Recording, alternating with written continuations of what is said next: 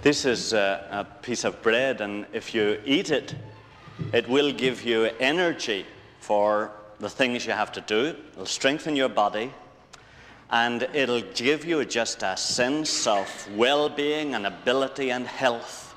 Okay, do you believe that? Now, do you feel a lot better? Now you believe that? Do you feel the energy pulsing through you now that you believe that? Do you sense that you have power and ability to do everything that you have to this coming week? Do you? Yeah, I feel good. And you say, yeah, you should. You ate it. We believe what you say because we've done that kind of thing. Well, sure, we've eaten bread, we've eaten potatoes, and we've taken in protein and all that kind of stuff, and sure, that's how we're here. And we believe that, but we don't feel what you feel. You ate it. We didn't. We just believe it. Oh, I see.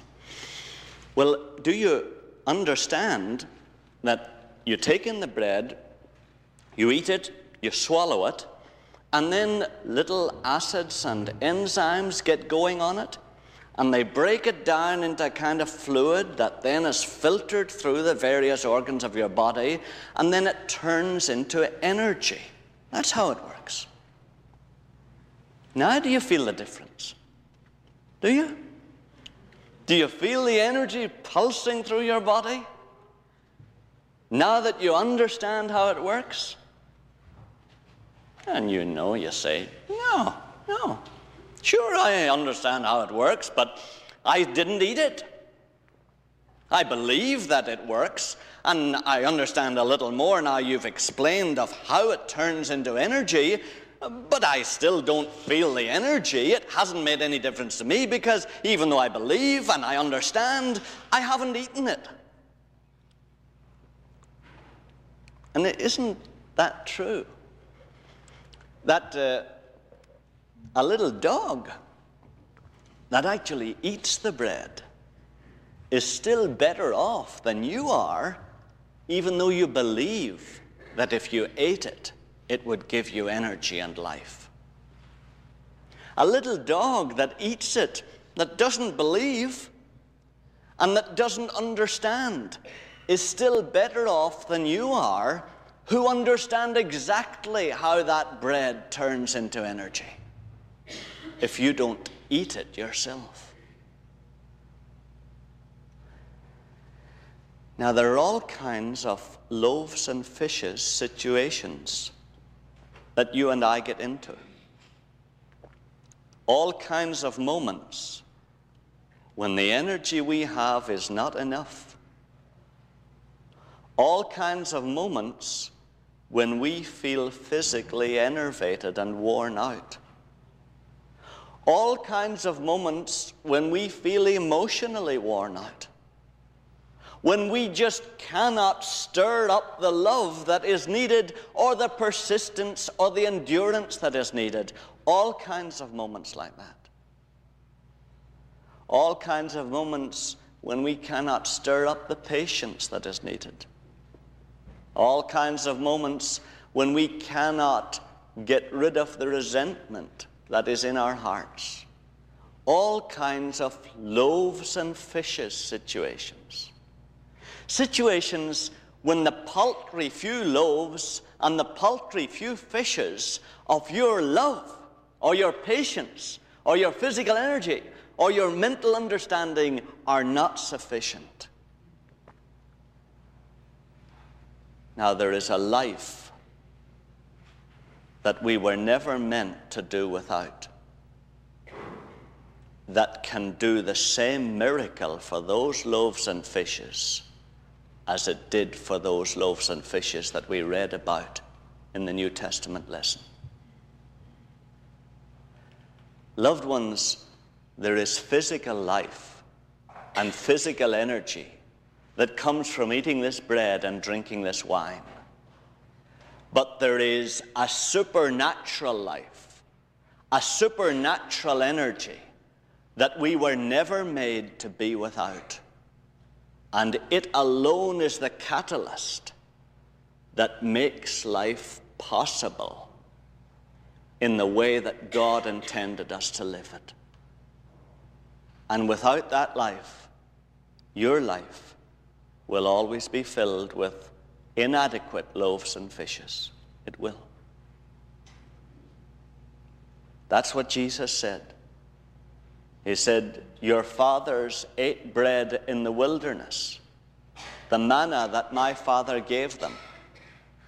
But I am the living bread from heaven, and whoever eats of it will never die. And the bread that I am will provide life and energy for you and for your life, such as I have for mine. Now, loved ones, that's Jesus' promise. Some people have called it the Holy Spirit. Some people have called it abundant life. Some people have called it Jesus' Spirit. But it's that invisible power that affected the protons and the neutrons of the bread and the fishes so that they were somehow stirred into life. And they multiplied beyond what they would have done otherwise. This is the same life that touched withered flesh of a leper and made it whole. This is the same life that turned a petty, little, small-minded, bitter heart like Paul's into a magnanimous, generous, gracious, courageous heart. That's the life that Jesus is offering you this morning. Do you believe that? That's good. Do you understand exactly how it works? Doesn't really matter. Will you receive it this morning? That's what matters. How do you receive that bread? You believe that it'll give you energy, and you eat it. How do you receive Jesus' Spirit this morning? You believe that that Spirit alone will transform your life into the supernatural life that God intended it to be, and you eat it. How do you eat it? You turn from all substitutes for it. That's it. So this morning, you simply believe that Jesus is here, and you turn from all the substitutes for him in your life. The Holy Spirit will show you what those are. Some of you, it's Valium. Some of you, it's tranquilizers. Some of it is the nicotine. Some of it is the right to be resentful. Some of us, it is the right to be proud. Some of us, it is the right to be gluttonous. Some of us, it is the right to be indolent. If you'll turn from those sins, because sins are simply things that you do because you haven't Jesus' supernatural life within you. If you turn from those and receive him by faith this morning, that life will become real in you. So, loved ones, that's it. This morning, all you need to do is believe that Jesus is alive and that he has this life within him, and he can give it to you. And then you turn from all the substitutes in your life that you have at present. And if you are honest about your sins this morning and put them far from you, Jesus' life will become loaves and fishes, patience, purity, generosity, energy to you. That's right. Now just think for a moment. Just pause for a moment and think what you'll do at lunchtime. Will you struggle over that hamburger? Do I believe that will give me energy? I'm not sure. Let me look up the book and see if I believe it'll give me. Yes, I do. Do I understand how it'll give me energy? No, I don't. Could you explain it to me again? Enzymes, acids, breakdown. Sure. You don't. You don't. You know. You know. You eat that hamburger. You don't fiddle around forever with mental games. You don't juggle thoughts back and forward. You eat the hamburger. That's what it's like. Today, get rid of the sins in your life and receive Jesus by faith. and go out rejoicing, depending on that life by faith. And that life will become energy that is supernatural to you. That's it. I felt I should share this because I think that many of you got into the same difficulties as I got in at college, where I was constantly thinking that if I only knew it enough, if I only understood it enough, somehow Jesus' life would become real in me. And all the time I was eating at the tree of knowledge. Stop that. Stop trying to understand. Put away your sins far from you this morning. Have done with them. And receive his Spirit by faith this day. Jesus is so good. That's why he did the bread and wine thing, you see.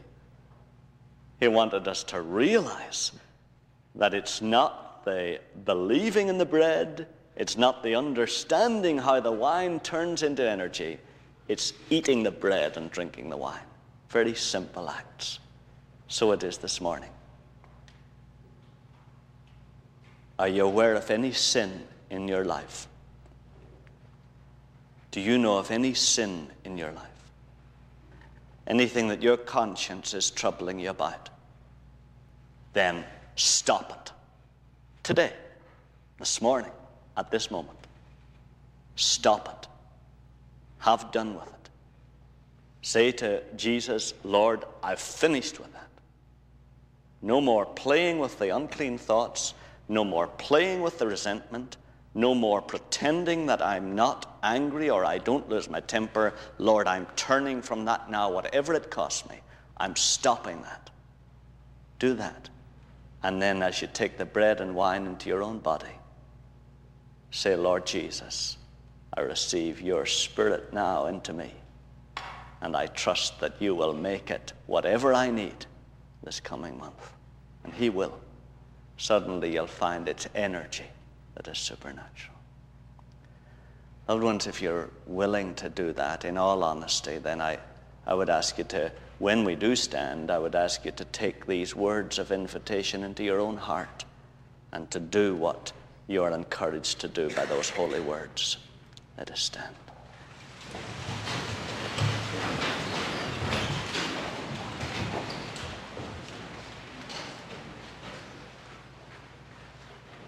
You that do truly and earnestly repent of your sins and are in love and charity with your neighbors and intend to lead a new life, following the commandments of God and walking from henceforth in his holy ways, draw near with faith and take this holy sacrament to your comfort and make your humble confession unto Almighty God.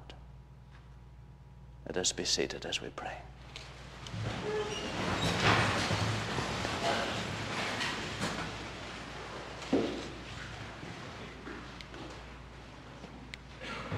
Lord Jesus, when we want to eat, we take the knife and fork and the spoon and we eat. And Lord, we see that we do not juggle thoughts around or get all twisted up inside. We just do this. Lord, you have given us clear directions that we have to repent and believe the gospel. We've simply to turn from our sins and receive you by faith without getting all entangled in endless thought processes. So, Lord, we would be honest this morning and we would put our sins out of our lives this day. Lord Jesus, especially those darling sins that are the very ones that prevent us receiving you into our lives. Lord, we would turn from them now, stop them. We commit ourselves to stopping them now. Lord Jesus, we reject the rationalization that would try to continue within us, that these aren't too bad, Lord, you've given us doubt about them. Whatever is not of faith is sin, and we know that doubt is not of faith. Lord, if we even suspected that certain mushrooms were poisonous, we wouldn't touch them. Lord, we intend to do the same about our sins. If there's any question about them, we're putting them far from us this moment. We commit ourselves, Lord Jesus, to stop doing those things. We know that your grace can only come in when we set our wills fully against these things. We do not presume to come to this thy table, most merciful Lord, trusting in our own righteousness, but in thy manifold and great mercies. We are not worthy so much as to gather up the crumbs unto thy table, but thou art the same Lord, whose property is always to have mercy.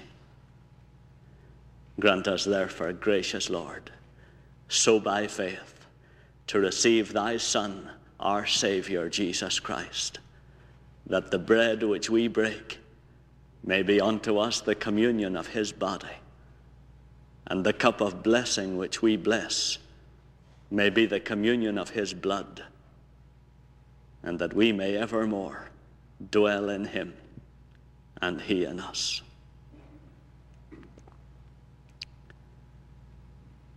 The Lord Jesus, on the night in which he was betrayed, took bread and broke it and said, "This is my body, which is broken for you. This do in remembrance of me." In like manner he took the cup after supper, saying, "This is the cup of the new covenant in my blood. This do as often as you drink it. For as often as you eat the bread and drink the cup, you proclaim the Lord's death till he come."